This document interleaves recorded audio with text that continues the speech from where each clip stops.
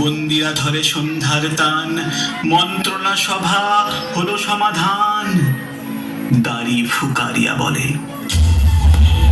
এমন সময়ে হেরিলা চমকি, প্রাসাদে প্রহরী যত, রাজার বিজন কানন মাঝারে, স্তূপ পদমূলে গহন আধারে জ্বলিতেছে কেন যেন সারে সারে প্রদীপমালার মতো। মুক্ত কৃপানে পুররক্ষক তখনই ছুটিয়া আসে, শুধালো, কে তুই ওরে দুর্মতি, মরিবার তরে করিস আরতি। মধুর কণ্ঠে শুনিল, শ্রীমতী, আমি বুদ্ধের দাসী।